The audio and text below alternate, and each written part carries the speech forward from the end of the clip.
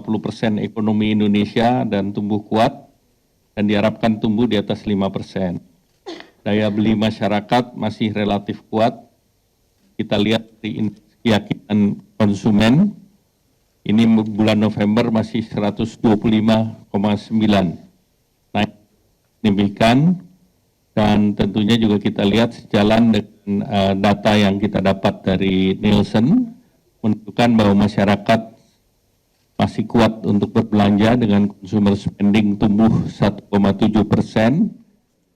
dengan consumer spendingnya 250 triliun. FMCG, fast moving consumer good, itu 1,1% tumbuhnya. Yang satu lagi yang tekno, konsumen, yang barang-barang digital termasuk HP, komputer, dan belanja digital sebesar 4,3%.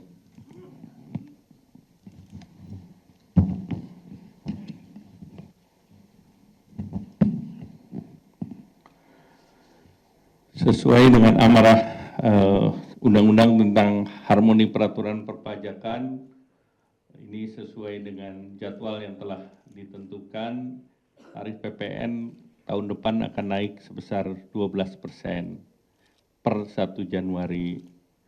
Namun, barang-barang yang dibutuhkan oleh masyarakat, ini PPN-nya diberikan fasilitas atau 0%.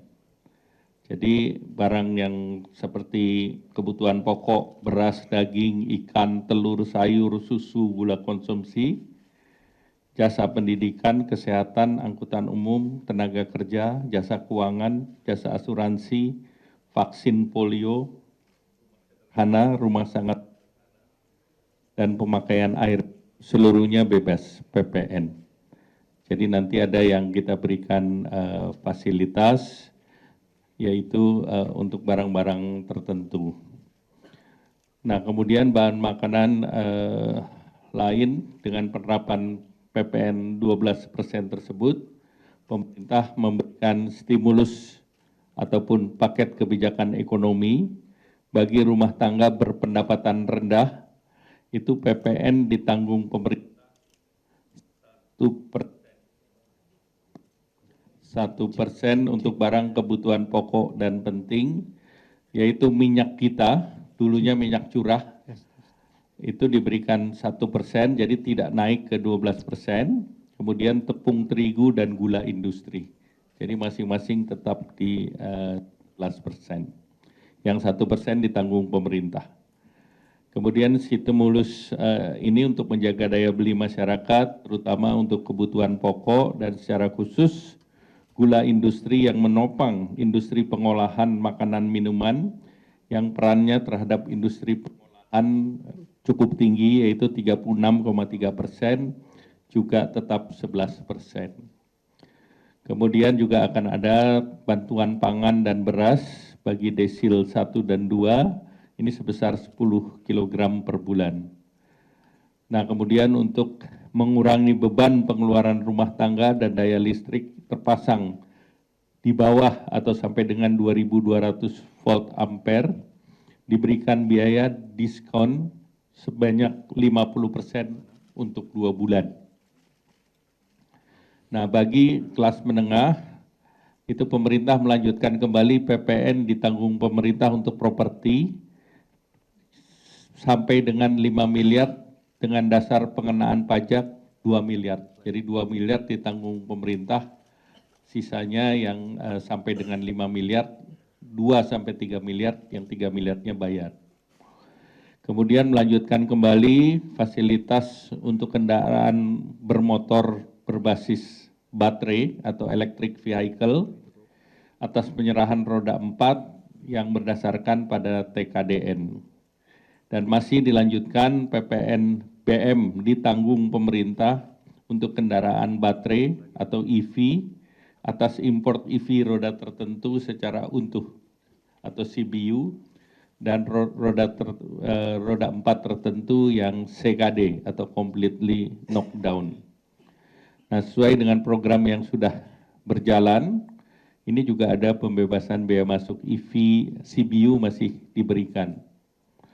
Kemudian terkait dengan yang terbaru adalah PPNBM DTP untuk kendaraan bermotor hybrid.